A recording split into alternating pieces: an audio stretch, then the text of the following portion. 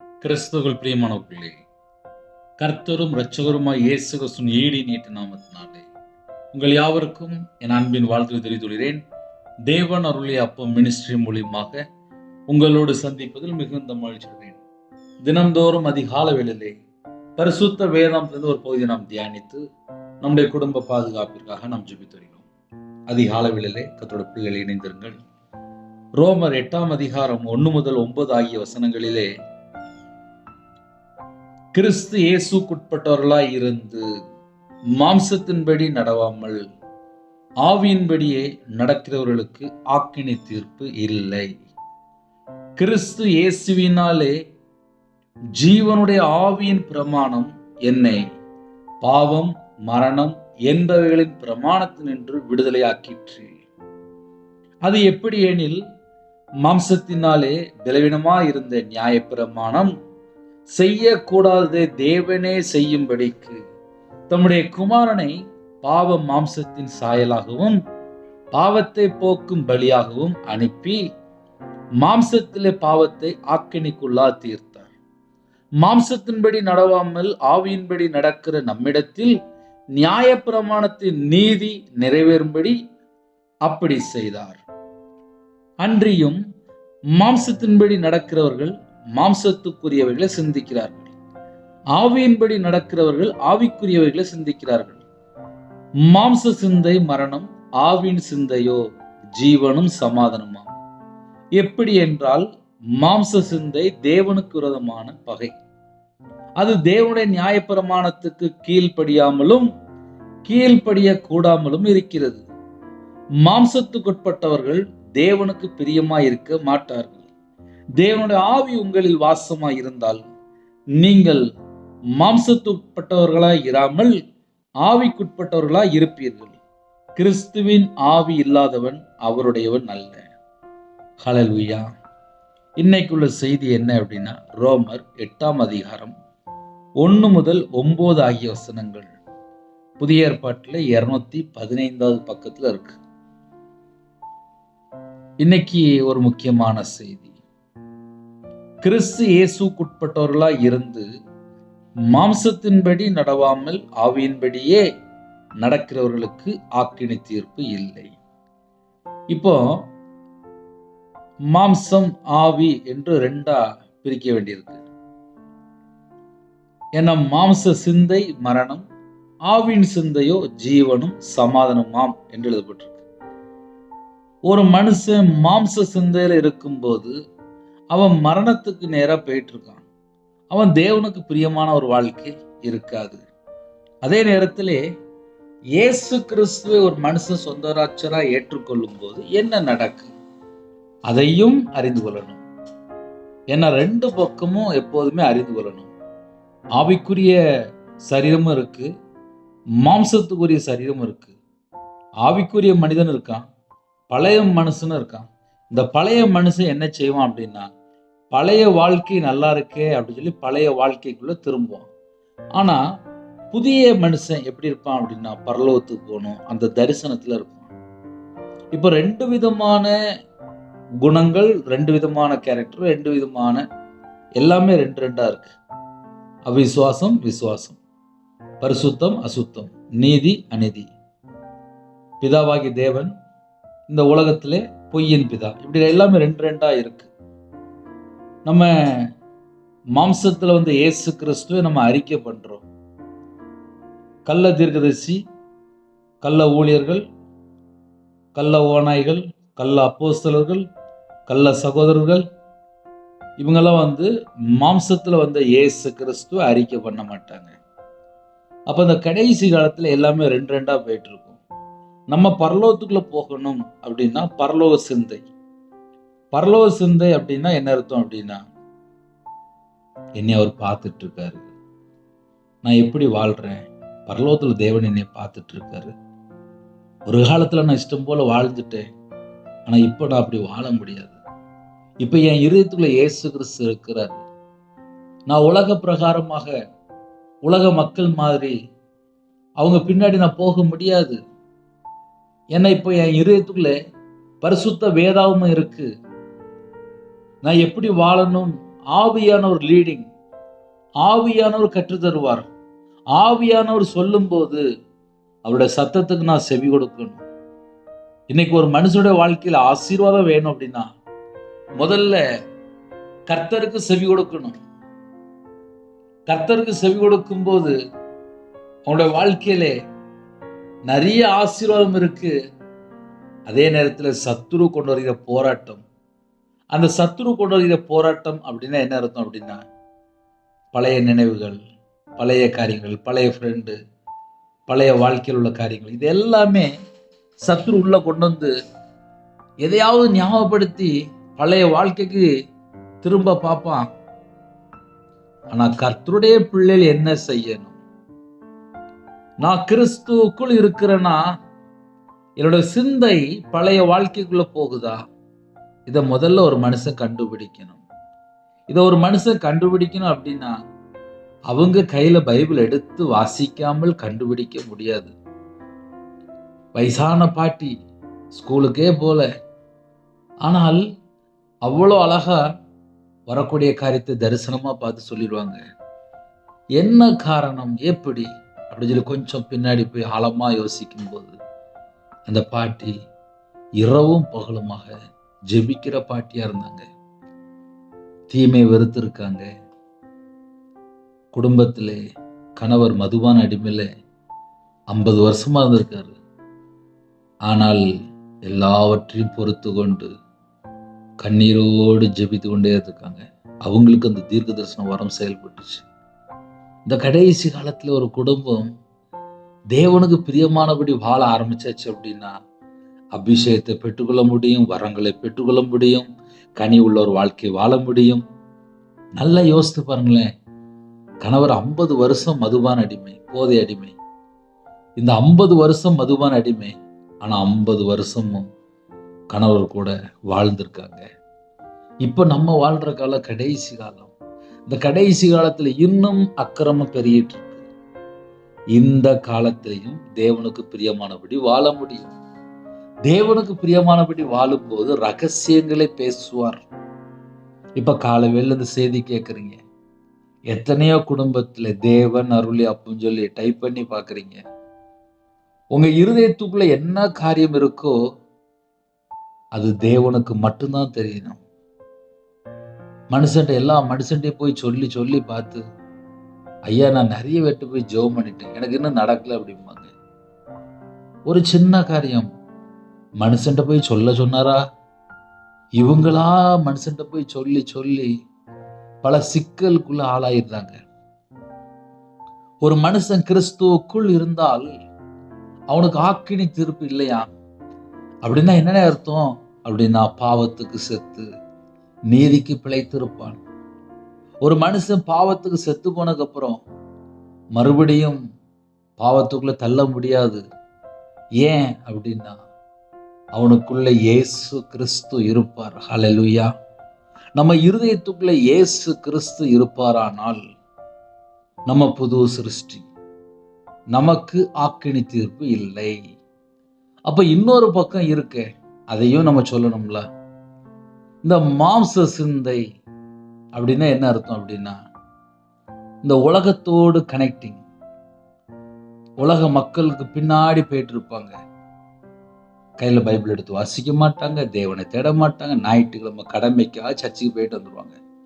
ஆனா இவங்களுக்கும் தேவனுக்கும் உள்ள தொடர்பு இருக்காது. அதை ஏன் சொல்ல வேண்டியிருக்கு அப்படின்னா இவங்க கையில பைபிள் எடுத்து வாசிக்க மாட்டாங்க.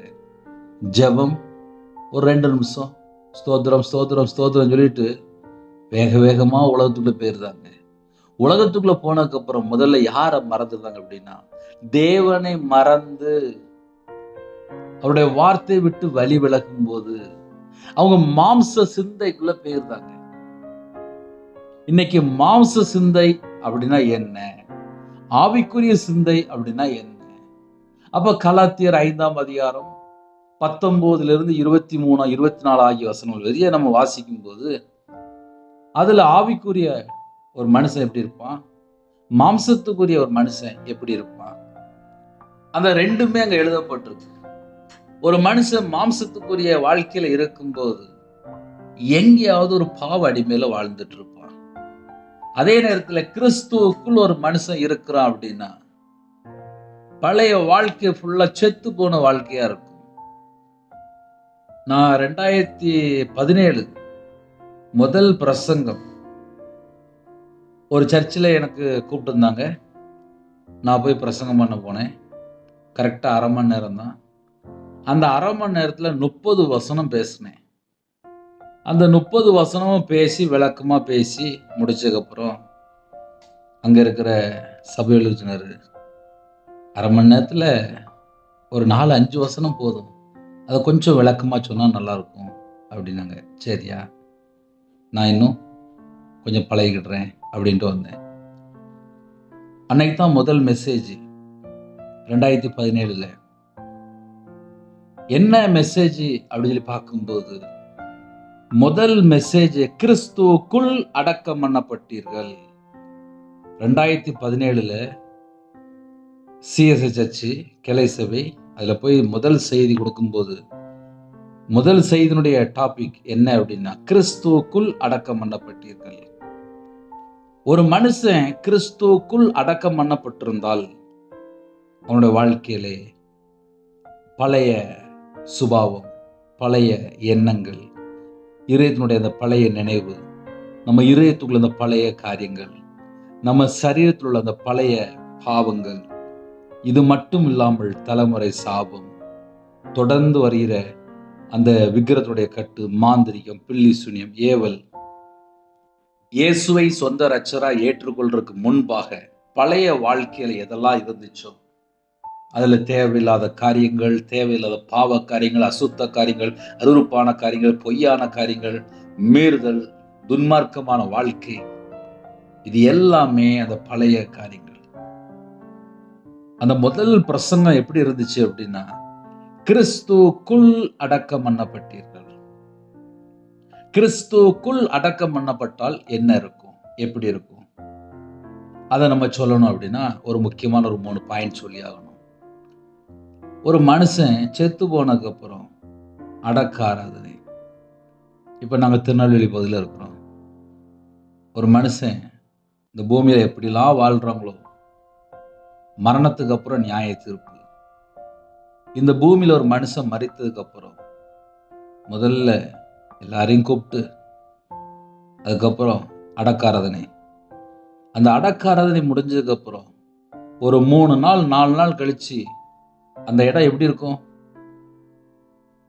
ஏன் சொல்லித்தரேன் அப்படின்னா கிறிஸ்துவுக்குள் அடக்கம் பண்ணப்பட்டீர்கள் அப்படின்னா நான் கிறிஸ்துவுக்குள்ள அடக்கம் பண்ணப்பட்டால் என்னுடைய பழைய வாழ்க்கை, பழைய சுபாவங்கள், பழைய எண்ணங்கள் எல்லாம் அதுக்குள்ள அடக்கம் பண்ணப்பட்டிருக்கணும். அடக்கம் பண்ணப்பட்டா மட்டும்தான் நான் புது சிருஷ்டி. அந்த புது சிருஷ்டிக்கும் அடக்கம் பண்ணப்பட்ட நிலைமைக்கும் என்ன வித்தியாசம் இருக்கு அப்படின்னா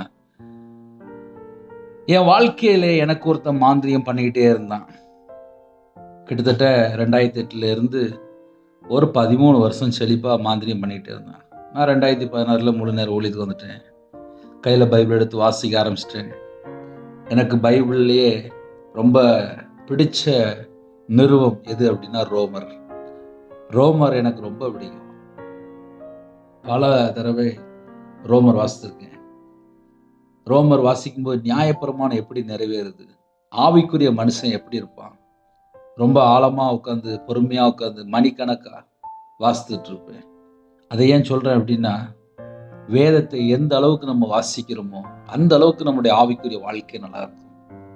ஒரு மனுஷன் பாவத்துக்கு செத்து நீதிக்கு பிழைத்திருக்கணும் அப்படின்னா நான் முதல்ல கிறிஸ்துவுக்குள் இருக்கிறேனா, நான் அடக்கம் பண்ணப்பட்ட நிலைமையில இருக்கிறேனா, இல்லை இன்னும் யார்கிட்டயாவது சண்டை போடலாம், இல்லை முறுமுறுப்பு, இல்லை இச்சை, இல்லை பழைய வாழ்க்கை, இல்லை பழைய ஃப்ரெண்டு, பழைய பழைய பழைய காரியங்களை இன்னும் உட்காந்து நான் பேசிட்டு இருக்கிறேன்னா இதை கண்டுபிடிக்கணும். ஏன்னா என் வாழ்க்கையில அந்த 2017 அந்த முதல் பிரசங்கத்தில் என்ன பிரசங்கம் பண்ண அப்படின்னா கிறிஸ்துவுக்குள் ஒரு மனுஷன் அடக்கம் பண்ணப்பட்டிருந்தால் சத்துரு தொடர மாட்டான், பிசாசு தொடர மாட்டான்.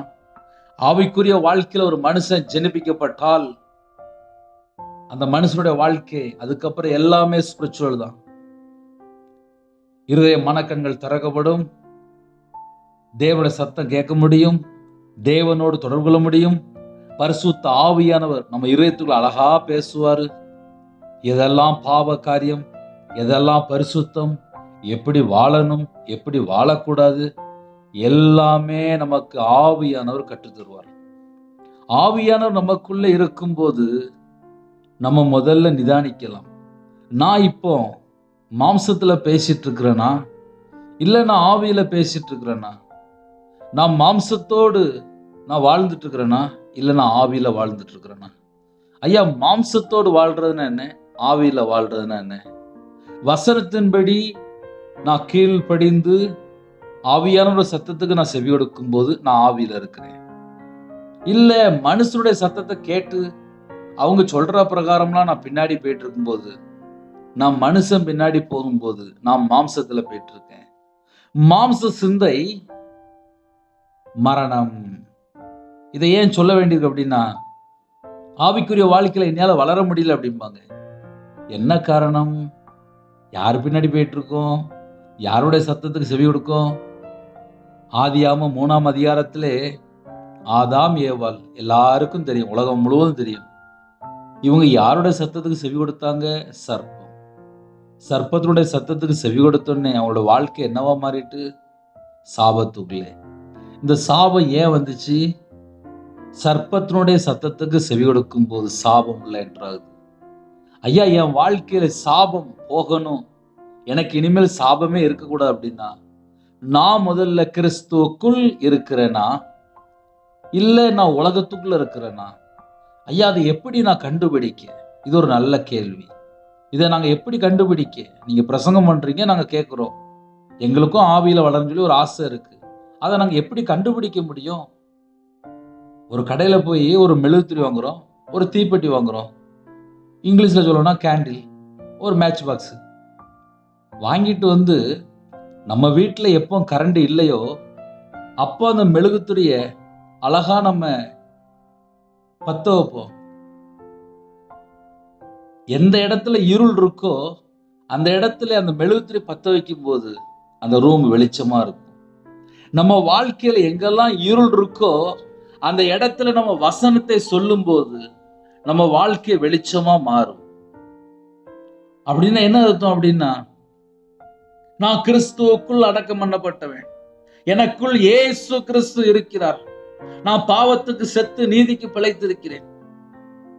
ஒவ்வொரு வசனத்தை அறிக்கை பண்ணும்போது அந்த வசனத்தின்படி நம்மளுடைய வாழ்க்கை இருக்குமானால் ஆவிக்குரிய வாழ்க்கையில ஒரு மனுஷன் இருப்பான். இன்னைக்கு நிறைய வேலையில ஏன் நம்மளால ஆவியில வளர முடியல அப்படின்னா, உலகத்துக்குள்ளேயும் போறோம், ஆவியிலையும் வளரும் சொல்லி ஆசைப்படுறோம். வீட்டுல கணவர் சரியில்லை, பிள்ளை சரியில்லை அப்படின்னு சொல்லி வீட்டுக்குள்ளேயே புலம்பிட்டு இருப்போம். ஆக மொத்தம் கையில பைபிள் எடுத்து வாசிக்க மாட்டாங்க, ஜெபம் பண்ண மாட்டாங்க, தேவனை தேட மாட்டாங்க. நான் 2014 கடைசிக்கு அப்புறம் 2015 ஸ்டார்டிங்னு சொல்லலாம், அதிகமா கையில பைபிள் எடுத்து வாசிக்க ஆரம்பிச்சேன். ஒரு நாளைக்கு 7 மணி நேரம் 8 மணி நேரம் உட்காந்து எழுத்து கூட்டி வாசிக்க ஆரம்பிச்சேன். அதுக்கப்புறம் என்னோட வாழ்க்கையில எனக்கு இந்த உலகம் பெருசா தெரியல. நான் 11 வயசுல நான் வேலைக்கு போயிட்டேன். நான் ஒரு நாளைக்கு 16 ஹவர் ஒர்க்கர், ஒரு நாளைக்கு 2 ஷிஃப்ட் வேலை பார்ப்பேன்.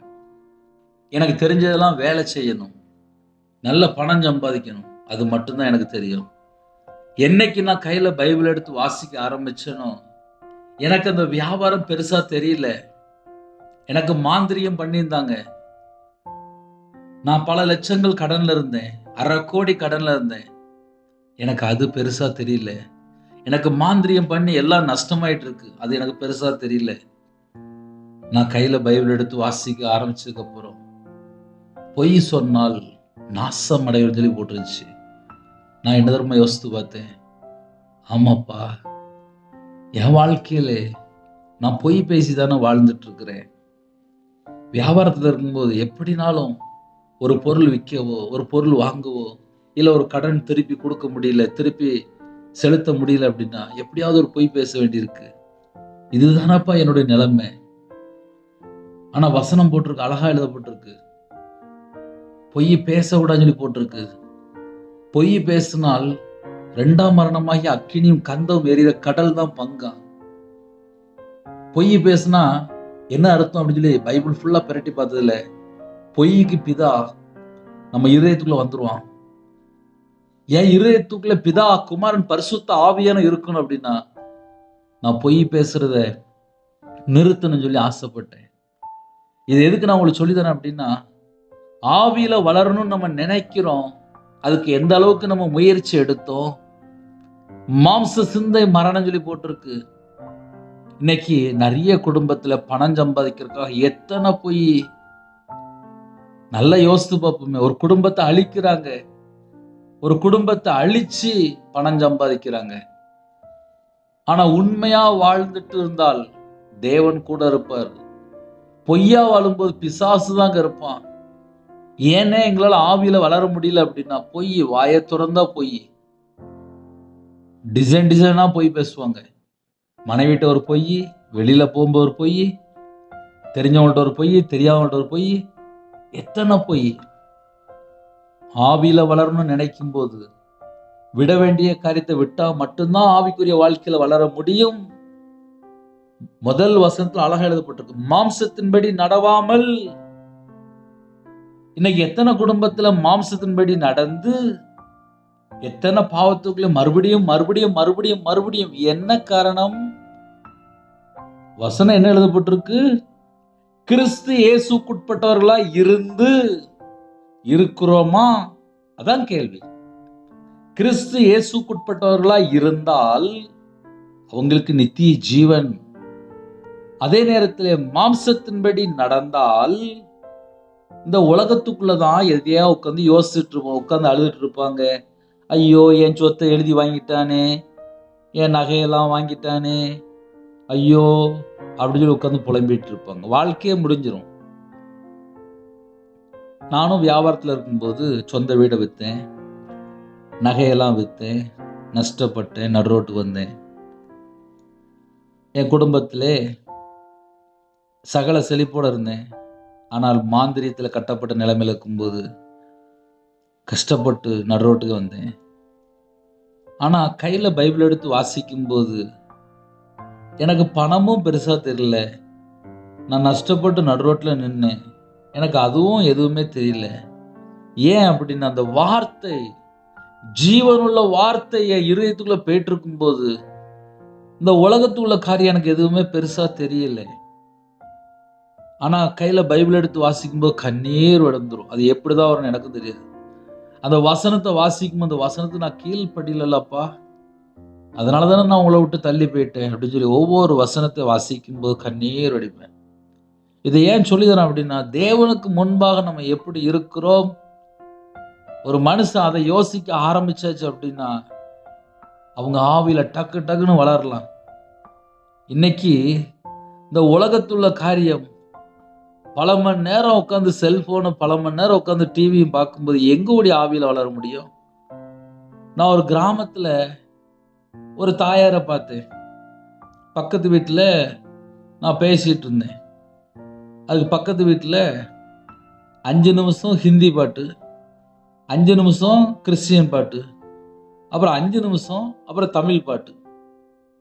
5 நிமிஷம் கிறிஸ்டியன் பாட்டான், 5 நிமிஷம் ஹிந்தி பாட்டான், அப்புறம் 5 நிமிஷம் அப்புறம் தமிழ் பாட்டு, சினிமா பாட்டு.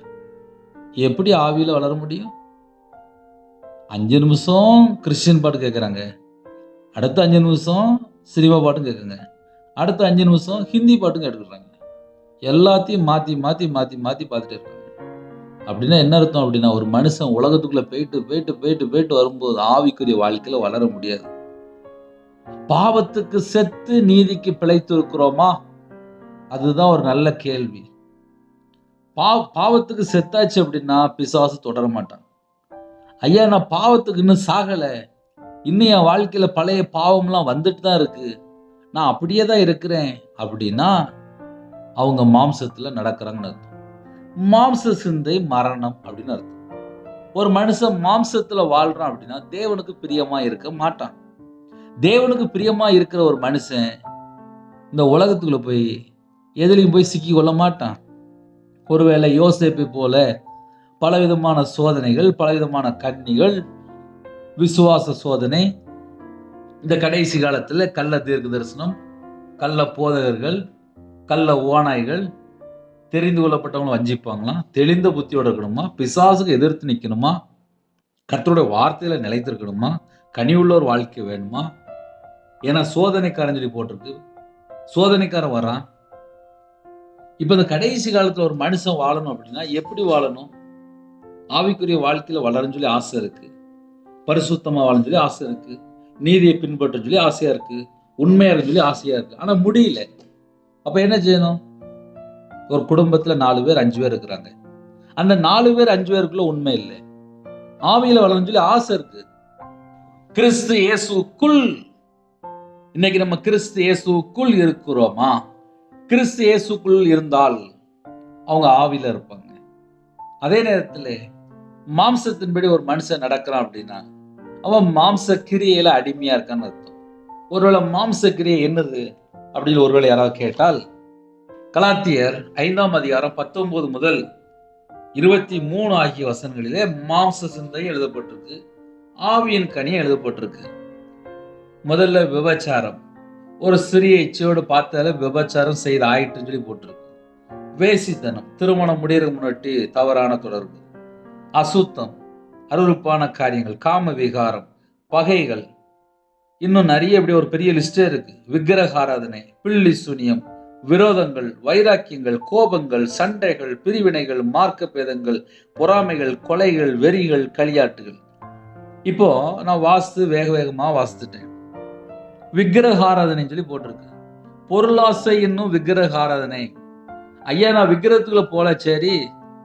இன்னைக்கு எத்தனை குடும்பத்துல பொருளாசையில் இருக்காங்க, அதுவும் விக்கிரக ஆராதனை தான். தேவனை விட்டுட்டு எங்கெல்லாம் தள்ளி போறாங்களோ அது எல்லாமே கர்த்தர் சொல்லிடுவார், எப்பா நீ என்னதானப்பா நேசிக்கணும், நீ அந்த மனுஷன் முன்னாடி போனே அப்படின்பாரு. அப்புறம் விக்கிரக ஆராதனை அப்படின்னா என்னன்னு சொல்லி பார்க்கும்போது, ஒரு பக்கம் பார்த்தா விக்கிரகம், இன்னொரு பக்கம் பார்த்தா பொருளாசை, இன்னொரு பக்கம் பார்த்தா எனக்கு எல்லாமே என் கணவர் தான், எல்லாமே என் பையன் தான், எல்லாமே எல்லாமே அப்படிம்பாங்க. ஆனா தேவனை மறந்துடுவாங்க. தேவன் பார்த்துக்கிட்டே இருப்பாரு. பில்லி சூனியம், இந்த கடைசி காலத்துல கர்த்தருடைய வார்த்தைக்கு கீழ்ப்படியலனாலே ரெண்டகம் பண்ணுதல் பில்லி சூனிய பாவத்துக்கு ஒப்பிடப்பட்டு எழுதப்பட்டிருக்கு. கர்த்தருடைய வார்த்தையை மீறி மீறி மீறி யாரெல்லாம் வாழ்றாங்களோ அதுவும் பில்லி சூனிய பாவத்துக்கு தான் ஒப்பிடப்பட்டு எழுதப்பட்டிருக்கு.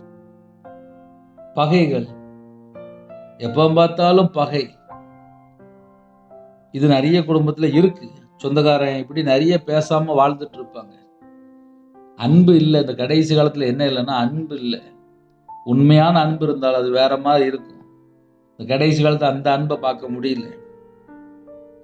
விரோதங்கள், விரோதம் எங்க இருக்கும் அங்க சகல துர்ச்செயல்களும் உண்டு. பகை, விரோதம், வைராக்கியம், அதெல்லாம் துர்ச்செயலுக்குள்ள பேரும், லிஸ்டுக்குள்ள பேரும். கோபங்கள், எதை பார்த்தாலும் யாரை பார்த்தாலும் எந்த நேரத்தினாலும் எப்ப பார்த்தாலும் கோபம் வரும். மூர்க்க வெறி மாதிரி இருப்பாங்க. பரிசுத்த ஆவியானவர் துக்கப்படுவார். சண்டைகள், பிரிவினைகள், மார்க்க பேதங்கள். பிரிவினைகள் அப்படின்னா பிரிஞ்சு போயிடுவாங்க. புருஷ முன்னாடிக்குள்ள ஒருமனப்பட்ட ஆவி இல்லாம பிரிஞ்சு போயிடுவாங்க. யாராவது ஒரு ஆள் தப்பு பண்ணியிருப்பாங்க, இல்லைன்னு சொல்லல, லாஸ்ட் பார்த்தா பிரிஞ்சு வாழ்ந்துட்டு இருப்பாங்க. மார்க்க பேதங்கள், பொறாமைகள். மார்க்க பேதங்கள் அப்படின்னா நாங்க யாரு நாங்க யாரு நாங்க யாருன்னு சொல்லிட்டே இருக்க வேண்டியா. நான் கிறிஸ்துவுக்குள்ள யாரா இருக்கிறேன், அதான் முக்கியம். இன்னைக்கு உலக மக்களுக்கு நமக்கு ஒரு வித்தியாசம் இருக்கணும். நம்ம இயேசு கிறிஸ்துவை பின்பற்றுகிறோம். இயேசு கிறிஸ்து எப்படிப்பட்டவர்? மாம்சத்திலே வந்து நம்முடைய பாவங்கள், நம்முடைய அக்கிரமம், நம்முடைய மீறுதல் எல்லாவற்றையும் சிலுவையிலே நமக்காக சுமந்து நமக்காக ஜீவனை தந்து அடக்கம் பண்ணப்பட்டு வேத வாக்கின்படி 3ஆம் நாள் உயிர்த்தெழுந்த இயேசு கிறிஸ்துவை ஆராதிக்கிறோம். அப்போ மற்ற மக்களுக்கும் நமக்கு ஒரு வித்தியாசம் இருக்கும். எப்படின்னா வித்தியாசம் அப்படின்னா, நமக்குள்ள உயிர்ப்பிக்கிற ஆவியான இருக்கிறார். மரித்த லாசரை உயிர்ப்பித்தது போல, ஐயா நான் கர்த்தரை விட்டு தள்ளி போயிட்டு நான் ரொம்ப பாவத்துல இருக்கேன், எப்படிப்பட்ட காரியமா இருந்தாலும் சரி, கர்த்தருடைய சமூகத்துல வரும்போது நம்மளை மீட்டெடுப்பார், நம்மளை உயிர்ப்பிப்பார். அதுக்கு நம்ம என்னமா செய்யணும்? பாவத்தை அறிக்கை செஞ்சு விட்டுறணுமா. இப்ப நான் சொன்னோம்ல, இதெல்லாம் பாவ லிஸ்ட் தான். அதுக்கப்புறம் ஆவிக்குரிய வாழ்க்கையில ஒரு மனுஷன் இருக்கிறான்னா ஆவியின் சிந்தை இருக்கா, அதையும் கண்டுபிடிக்கலாம். அன்பு இருக்கா? பேசிக்கா ஒரு மனுஷனுக்கு என்ன இருக்கணும்னா அன்பு இருக்கணும். இன்னைக்கு அன்பு இல்லாம மிருக குணமா இருக்கிறாங்க. அவங்கள்ட்ட ஆவிக்குரிய கனியை எதிர்பார்க்க முடியாது. பணம் சம்பாதிக்கிறக்கா எத்தனை போய் பேசுறாங்க. நம்ம நார்மலா யோசித்து பார்ப்போமே, காலையிலேருந்து ராத்திரி வரை ஒரே பொய் பேசி பணம் சம்பாதிக்கிறாங்க. யாருக்காக சம்பாதிக்கிறோம்? ஒரு மனுஷன் செத்தா பரலோகத்துக்கு போக வேண்டாமா? இந்த பூமியில எப்படி வாழ்றோம்? பணத்துக்காக எத்தனை பொய், எத்தனை பேரை காட்டி கொடுக்குறாங்க. நான் சொல்ல உண்மையா பொய்யா? செத்ததுக்கு அப்புறம் நியாய தீர்ப்பு நாள்ல கணக்கு கொடுக்கணும். ஆவியின் கனி முதல்ல அன்பு இருக்கா? ஒரு மனுஷனுக்குள்ள அன்பு இருந்தா அவங்க ஆட்டோமேட்டிக்கா சந்தோஷமா இருப்பாங்க. அன்பு இருந்தா அவங்களுக்குள்ள சமாதானமும் இருக்கும். அன்பு இருக்கு அப்படின்னா அவங்க நீடிய பொறுமையா இருப்பாங்க. அன்பு இருக்குன்னா தயவும் இருக்கும். அன்பு இருக்குன்னா அவங்க நற்குணம் இருக்கும். அன்பு இருக்கு அப்படின்னா அவங்க விசுவாசத்துல இருக்கான்னு அர்த்தம். அன்பு இருக்கு அப்படின்னா அவங்க சாந்தமா இருப்பாங்க. அன்பு இருக்கு அப்படின்னா அவங்க இச்சை அடக்கத்துல இருப்பாங்க. ஏன் அன்புக்குள்ள முடியுது அப்படின்னா அன்புக்குள்ளதான் எல்லாமே அடங்கி இருக்கு. இன்னைக்கு இந்த அன்பு இல்லாம இருக்கிறதுனாலதான் அங்க நீடிய பொறுமையும் இல்லை, சாந்தமும் இல்லை, சமாதானமும் இல்லை. இதெல்லாம் என்ன அர்த்தம் அப்படின்னா அன்பு இல்லை. அன்பு இருக்கும் அப்படின்னா ஆவிக்குரிய 9 கனியும் உள்ள இருக்கும்.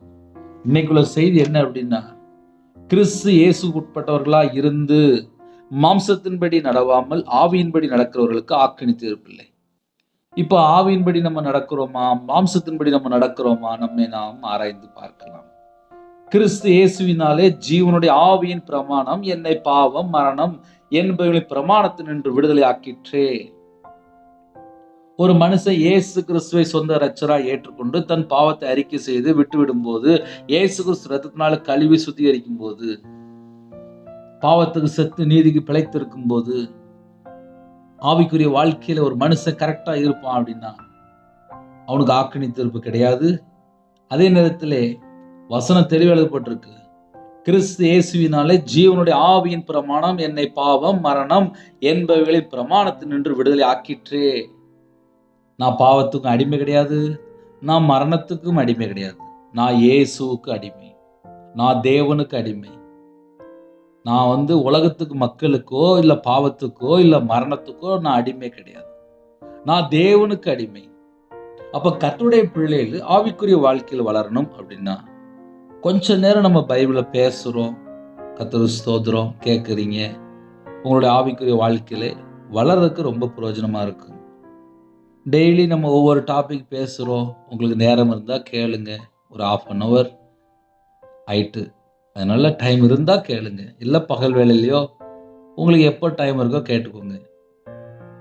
ஆவிக்குரிய வாழ்க்கையில் வளருன்னு சொல்லி நிறைய குடும்பத்தில் ஆசை இருக்கு. வெறுக்க வேண்டிய காரியத்தை வெறுக்காமல் ஆவிக்குரிய வாழ்க்கையில் வளர முடியாது. எனக்கு சின்ன வயசுல நான் வேலை பார்த்ததுனால எனக்கு வேலை பார்க்க தான் எனக்கு தெரியும். நான் ஒரு வியாபாரியா இருந்தேன். எனக்கு மாந்திரிகம் பண்ணாங்க, நஷ்டம் வந்துச்சு, அதெல்லாம் நான் ஃபீல் பண்ணவே இல்லை. ஆனால் நான் கையில் பைபிள் எடுத்து வாசிக்கும் போது நான் முதல்ல வெறுத்த காரியம் என்ன தெரியுமா? இந்த வியாபாரத்தில் என்னால் உண்மையா இருக்க முடியல. வியாபாரத்தில் நான் 100% நான் தேவனுக்கு உண்மையா வாழ முடியல. ஏன்னா பொய் பேச வேண்டியிருக்கு. நான் அந்த பொய்யை வெறுக்கும் போது அந்த வியாபாரத்தை வெறுத்தேன். இன்னைக்கு பார்த்தா கர்த்தர் அபிஷேகம் பண்ணி தேசத்துக்குள்ளே சத்தியத்தை சொல்றதுக்கு உயிர் பிச்சை போட்டிருக்காரு. அவ்வளவுதான். சொல்றதுக்கு நான் பெரிய அப்படிலாம் ஒண்ணுமே இல்லை. சராசரி ஒரு மனுஷன், செத்தா மண்ணு, அவ்வளவுதான், முடிஞ்சிட்டு. வாழ்ற வாழ்க்கை கர்த்தருக்காக கொஞ்ச நாள் வாழ்ந்தால் நமக்கு பரலோகத்துல ஜீவ கிரீடம் இருக்கு, மகிமையின் கிரீடம் இருக்கு. நம்ம அவரோட வாழ போறோம்.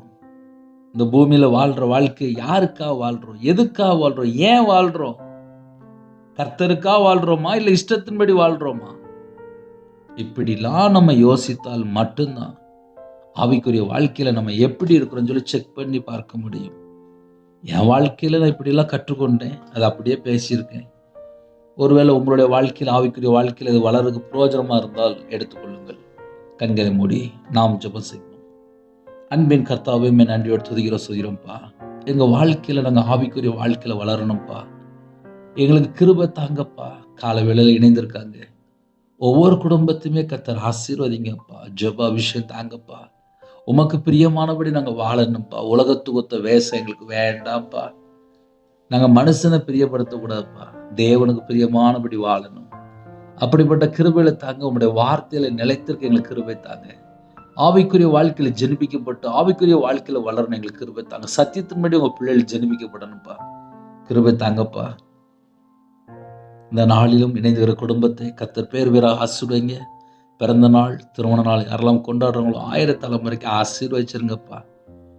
பரிபூர்ணமாக ஆசீர்வதிச்சிருங்க. சமாதானத்தின் தேவன் உங்க பிள்ளைகளோட கூட இருங்க. கற்பத்திரிகை ஜெபிக்கிறோம், கர்த்தர் மனம் இருங்க. மாசமா இருக்காங்க, ஆசீர்வதிங்க. டெலிவரி போகிறோம், கர்த்தர் கூட இருங்க. படிக்கிற பிள்ளைகளை தேவனோட கரத்தில் அர்ப்பணிக்கிறோம். வெளியில் புறப்படுற சிறு பிள்ளை முதல் கொண்டு முதியோர் வரை எல்லாரையும் கர்த்தர் பொறுப்படுத்துங்க. யாரெல்லாம் இணைந்திருக்காங்களோ உங்கள் பிள்ளைகளோட இதயத்துக்குள்ள என்னெல்லாம் பாரம் இருக்கோ அந்த பாரத்தை நீக்கி ஆவிக்குரிய வாழ்க்கையில் வளரணும். உயிர்ப்பிக்கிற ஆவியானது இறங்கி வாங்க ராஜா. நிறைவான ஆவியானவர் வரும்போது குறைவுகள் எல்லாம் நீங்கி போகும். மகிமையின் ஆவியானவரே இறங்கி வாங்கப்பா. பரிசுத்த ஆவியானவரே இறங்கி வாங்கப்பா. சத்திய ஆவியானவரே இறங்கி வாங்கப்பா. உன்னதத்தின் ஆவியானவரே இறங்கி வாங்கப்பா. கர்த்தருடைய ஆவியானவர் எங்கேயோ அங்கு விடுதலை உண்டு. சத்தியத்தை அறிவீர்கள், சத்தியம் உங்களை விடுதலையாக்கும். குமாரன் உங்களை விடுதலையாக்கினால் மெய்யாகவே விடுதலை ஆவீர்கள். ஜீவனுள்ள வார்த்தையை தியானிக்கிறதுக்கு எங்களுக்கு கிருபை தந்திருக்கிறீங்க. கேட்கிற குடும்பங்களை கர்த்தர் ஆசீர்வதிங்கப்பா. என் நாமத்து நிமித்தம் எதை கேட்டாலும் என்று சொன்னீங்க. கர்த்தரா இயேசு கிறிஸ்து நாமத்தினால கேட்கிறோம்ப்பா. கர்த்தர் மனம் இறங்குங்கப்பா. உங்க பிள்ளைகளை ஆசீர்வதிங்கப்பா. நாங்க எல்லாரும் பரலோகத்துக்கு வரணும்ப்பா. எங்க பேர் ஆட்டுக்குட்டியான ஜீவ பஸ்ல பேர் எழுதப்படணும்ப்பா. எங்க வாழ்க்கையில தீட்டான காரியங்கள், அருவருப்பான காரியங்கள், பொய்யான காரியங்கள் எதெல்லாம் இருக்கோ எல்லாவற்றையும் மன்னிச்சிருங்கப்பா. எங்க வாழ்க்கையில நாங்க எங்கெல்லாம் கர்த்தரை விட்டு தள்ளி போயிருக்கோம் எல்லாத்தையும் மன்னிச்சிருங்கப்பா. உங்க பிள்ளைகள நாங்க கேட்கிறோம்ப்பா. எங்களுடைய பாவத்தை மன்னிச்சிருங்கப்பா. கர்த்தரை விட்டு தள்ளி போற காரியங்கள் எங்கள்கிட்ட என்னெல்லாம் இருக்கும் எல்லாத்தையும் எடுத்து போட்டுருங்கப்பா. எங்களுக்குள்ளே ஆவிக்குரிய கனி இருக்கணும்ப்பா. எங்க இதயத்துக்குள்ளே பிதா, குமாரன், பரிசுத்த ஆவியான நீங்க இருக்கணும்ப்பா. அப்படிப்பட்ட கிருபையை தந்ததுனால ஆசீர்வதிங்கப்பா. நிறைய குடும்பத்துல கடன் நிமித்தமாக நிறைய பொய் பேச வேண்டியதுன்னு சொல்லி இப்படியே யோசிக்கிறாங்கப்பா. இந்த கடனை அடைக்கிறதுக்கு எங்களுக்கு வாசல் திறந்து கொடுங்கப்பா. உண்மையா வாழ்றவங்களுக்கு கிருபை தாங்கப்பா. ஒவ்வொரு குடும்பமே ஆசீர்வதிக்கப்படணும்ப்பா. என் நாமத்து நிமித்தம் எதை கேட்டாலும் சொன்னீங்க ராஜா. இணைந்துகிற குடும்பத்தை ஆசீர்வதிப்பீங்களா? ஆசீர்வதிப்பீங்களா? பலவீனத்தோடு படுத்த படுக்கையில ஹாஸ்பிட்டல்ல யாரெல்லாம் இருக்கிறாங்களோ உம்முடைய தலைமுள்ள கரத்தினால தொட்டு சுகமாக்கித்தாங்க. தொட்டு சுகமாக்கித்தாங்க. பரிபூர்ணமான கிருபை தாங்கப்பா. அப்பிரோஜனமான ஊழியக்காரப்பா. களிமண்ணாக அர்ப்பணிக்கிறேன். வானத்துக்கும் பூமிக்கும் சகல அதிகாரம் உள்ள கர்த்தரா இயேசு கிறிஸ்து நாமத்துக்குள்ளே என்னோட ஆவி, ஆத்மா, சரீரம், சிந்தனை எல்லாவற்றையும் அர்ப்பணிக்கிறேன். துதிகன மகிமை எல்லாம் கர்த்தரா இயேசு கிறிஸ்து ராஜா ஒருவருக்கே செலுத்தினோம். இயேசு கிறிஸ்து மூலியமா கேட்கும் நல்ல பிதாவே, ஆமென். தேவனுக்கு மகிமை உண்டாதாக. கிறிஸ்துவில் பிரியமானவர்களே, 9363064181 நம்பர் உண்டால் நாங்கள் உங்களுக்காக குடும்பத்துக்காக ஜெபிப்போம். தொடர்ந்து இணைந்தீர்கள். கர்த்தர் உங்களையும் உங்கள் குடும்பத்தையும் ஆசீர்வதிப்பாராக. ஆமென். God bless you.